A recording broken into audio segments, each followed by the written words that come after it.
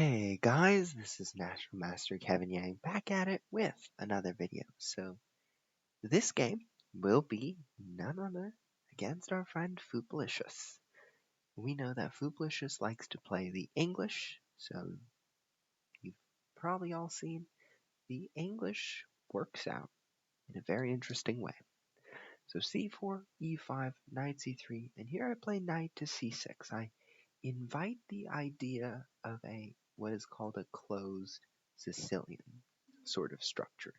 g3, f5, d3, knight f6. So I'm sort of playing it in a weird way. Here I play bishop to c5. I kind of feel like I should have put the bishop on e7 because obviously there's a3 and b4 coming my way. So after e3 castles, knight g2, I play a6. Now now that I look at the position, I don't know if a6 was the right move here. Because to be honest, I don't think my bishop belongs on this diagonal, and at the same time getting in b5 is extremely, extremely hard. So after a6, a3, I played bishop to e7 because I thought like, okay, my bishop doesn't belong on this diagonal. There is no sort of future for it. So I said, let's put it on e7. And after castles, I played d6, and here knight d5 was played. So I sort of contemplated whether it was right taking on d5. And the reason I said no was because after pawn takes d5, the knight gets forced back to b8, and after a move like b4, bringing the bishop out, the rook out to c1, the queen to c2, there's going to be pressure on c7. So I said, you know what, this trade is not advantageous to me. So I played king to h8. Why did I play king to h8? Well, I think it was partially a waiting move, but it was also because I had ambition to attack with g5. I also had ambition to play bishop e6, and just in case if I needed to, create a tuck-in spot for my bishop. So those are just two reasons why I played king to h8. Nothing much there. So here, knight e to c3 came. And I thought this was a very good move and very good strategy from Fupalicious.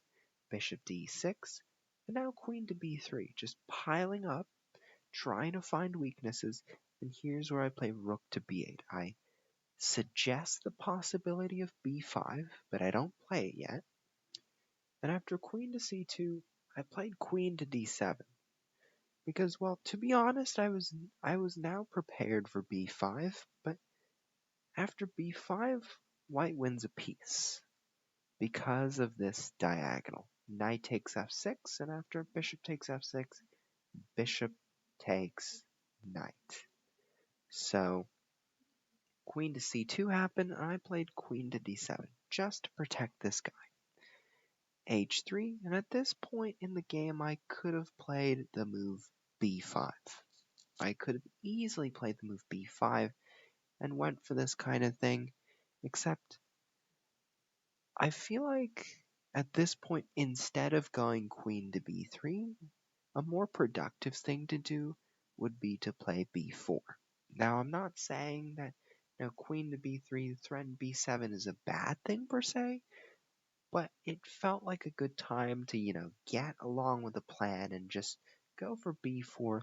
Maybe get a little bit of space on the queen side. That's always good for people who play the English defense. So after this, you notice that the queen had to go back to c2 because it was sort of misplaced, because like the pawn belongs there, and if I counter with b5, the queen doesn't want to be in this pawn's way. So that's one thing. So after h3, I could play b5, but I went down a very different road. I played the move f4. I said, let me open it up to go take h3. g4 happened, and at this point I could have easily just said, let's go with a Hail Mary, right? Or knight takes g4 and playing the move f3 too. I mean, that just looks great. At this point, I was in the simul and I thought, like, let's solidify my position. Let's play g5. Let's just solidify my pawn structure first. And then if there's any breakthroughs, we'll worry about it later. So after knight takes f6, bishop takes f6. Now, I could have also played rook takes f6 with the idea of bringing my rook to h6. But I decided not to. I decided bishop takes, and honestly, rook takes is not bad at all. It's hard to say which piece is better to capture with here, but I feel like rook takes f6 would have been better here, just given the fact that the rook can swing over and help in the attack. This rook can come over at f8. Things can get moving. So after bishop takes f6, bishop takes c6. Now I would say the problem with this move is that now, like I told our friend Fupalicious in the game, this structure becomes really weak now. So the bishop was previously in front, providing shelter to the king, right? Providing shelter for the king, but now after e4, closing the center, right? I have a few options to attack. I can play f3, right, and play bishop takes g4. I can play h5 and sort of rock through on this side as well. But I go with the most direct way of doing it. Bishop takes g4, pawn takes g4, queen takes, king h1, queen h3, king g1, and now f3. Queen to g2 mate is unstoppable, and after queen to b3, our friend Fupalicious resigned. So what was the takeaway here? Well, I think the opening was beautiful by Fupalicious. The strategy was good, occupying the d5 square. I would say at this point, instead of queen to b3, go with b4 first and then put the queen to b3, because b4 is really a big part of the English is to expand on the queen side. So I would say b4 over queen to b3 here. Note the queen had to go back to c2.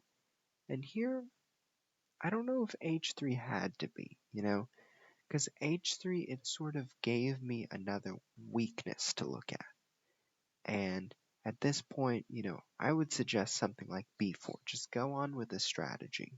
Like, I understand that maybe I might play g5 and it might get a little bit scary, but I guess h3 at the time just felt a little bit unnecessary. It gave me more weakness to work with, and I could have easily played knight takes g4 and f3 and bishop takes g4. So knight takes f6, and now bishop takes c6 was another one of those, begging to be not played moves. Because now, after e4, I got the breakthrough, I got what I needed, and checkmate was on the board.